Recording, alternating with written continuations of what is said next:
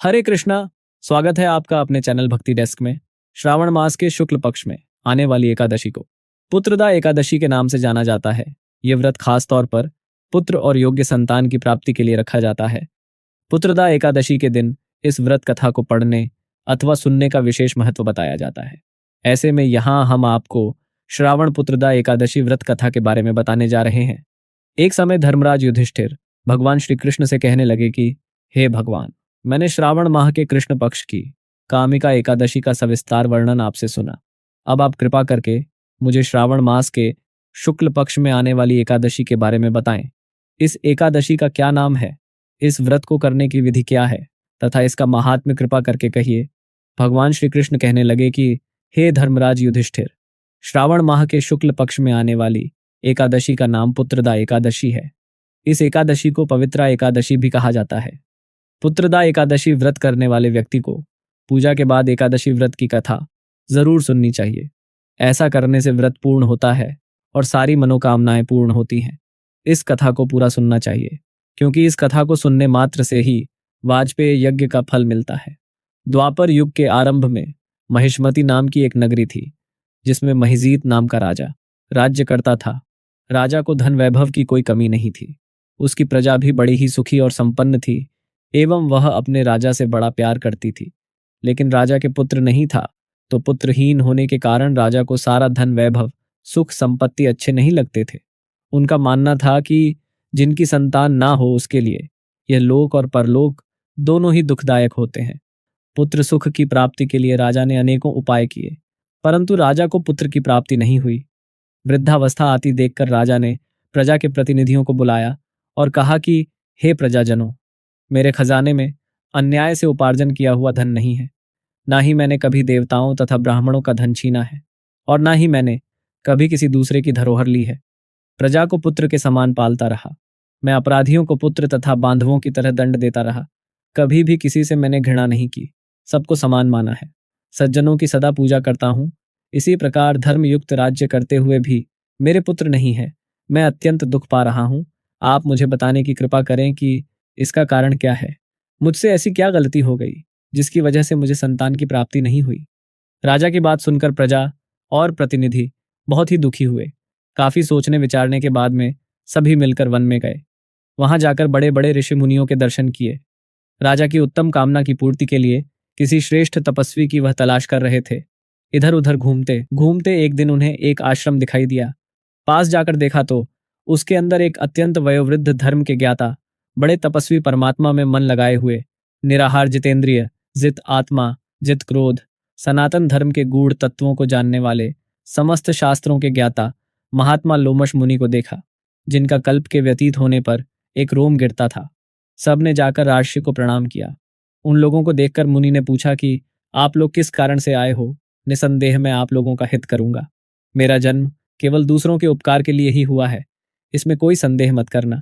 मुझे निसंकोच बताओ कि आपके यहाँ आने का कारण क्या है। लोमश ऋषि के ऐसे वचन सुनकर सभी लोग बहुत ही खुश हुए और कहने लगे कि हे महर्षि, आप हमारी बात जानने में ब्रह्मा से भी अधिक समर्थ हैं। आप हमारी इस समस्या का निदान जरूर करेंगे, इसीलिए हम आपके पास आए हैं। हमारा राज्य महिष्मतीपुरी, वहां हमारे धर्मात्मा राजा माहिजित प्रजा का पुत्र के समान पालन करते हैं। कभी भी उन्होंने अधर्म का कार्य नहीं किया है, सबके साथ समान व्यवहार किया है, फिर भी उनके संतान नहीं है। पुत्रहीन होने के कारण वह बड़े ही दुखी रहते हैं। राजा ने बहुत से प्रयास किए हैं, फिर भी उन्हें पुत्र की प्राप्ति नहीं हुई। इस तरह बताते हुए उन लोगों ने कहा कि हे ऋषि, हम लोग उसकी प्रजा है, हम भी उनके दुख से बड़े दुखी हैं। हमारे सारे दुख वह दूर करते हैं, तो हम भी चाहते हैं कि हमारे राजा का दुख भी दूर हो और उनके भी पुत्र रत्न की प्राप्ति हो। आपके दर्शन करने मात्र से ही हमें यह पूरा विश्वास हो गया है कि आप हमारा यह संकट जरूर दूर करेंगे, क्योंकि महान पुरुषों के दर्शन मात्र से ही अनेक कष्ट दूर हो जाते हैं।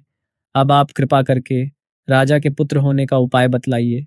यह वार्ता सुनकर ऋषि ने थोड़ी देर के लिए अपने नेत्र बंद किए और राजा के पूर्व जन्म का वृतांत जानकर कहने लगे कि तुम्हारा यह जो राजा है, यह पूर्व जन्म में एक निर्धन वेश्य था। निर्धन होने के कारण इसने कई बुरे कर्म किए। यह एक गांव से दूसरे गांव में व्यापार करने जाया करता था। एक समय ज्येष्ठ मास के शुक्ल पक्ष की द्वादशी को दोपहर के समय एक जलाशय पर जल पीने के लिए गया, क्योंकि वह 2 दिन से भूखा प्यासा था। राजा जैसे ही जलाशय पर पहुंचे तो उस जलाशय पर एक गाय पानी पी रही थी। तो तुम्हारे राजा अत्यधिक प्यास के कारण इंतजार नहीं कर सके और उस प्यासी गाय को जल पीते हुए हटा दिया और स्वयं जल पीने लगे। इसीलिए तुम्हारे राजा को यह दुख सहन करना पड़ रहा है। एकादशी के दिन भूखा रहने से वह राजा तो बना, लेकिन प्यासी गाय को जल पीते हुए हटाने के कारण पुत्र वियोग का दुख झेलना पड़ रहा है। ऋषि की यह बात सुनकर सभी लोग कहने लगे कि हे मुनि, शास्त्रों में सारे पापों का प्रायश्चित भी लिखा हुआ है। अतः जिस प्रकार से हमारे राजा का पाप नष्ट हो जाए, आप ऐसा उपाय बताएं।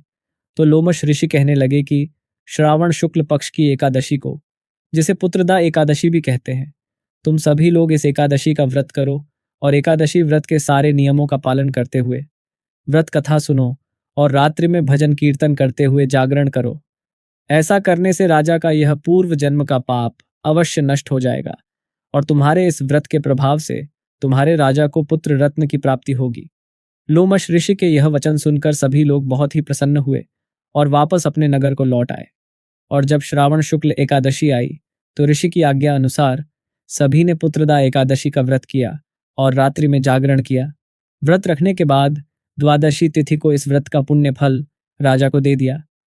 तो पुत्रदा एकादशी व्रत के प्रभाव से रानी गर्भवती हो गई और 9 महीने पूरे होने पर बहुत ही सुंदर और तेजस्वी बालक को जन्म दिया। राजा और रानी पुत्र रत्न को पाकर बहुत ही खुश हुए। जिस तरह राजा ने अपनी प्रजा का ख्याल रखा, ठीक उसी तरह प्रजा ने भी अपने राजा के दुख को दूर किया। कथा समाप्त करते हुए भगवान श्री कृष्ण कहने लगे कि हे राजन, इस श्रावण शुक्ल एकादशी का नाम पुत्रदा एकादशी पड़ा। अतः जो भी संतान सुख से वंचित है और संतान की इच्छा रखता है, उसे इस एकादशी व्रत को अवश्य करना चाहिए। इसके महात्म्य को सुनने मात्र से ही मनुष्य के सारे पाप नष्ट हो जाते हैं और वह इस लोक में संतान सुख भोग कर अंत में स्वर्ग को प्राप्त होता है। कृपया आप सभी दर्शकों से अनुरोध है कि वीडियो को लाइक एवं चैनल को सब्सक्राइब करना ना भूलें। भगवान श्री हरिनारायण की जय।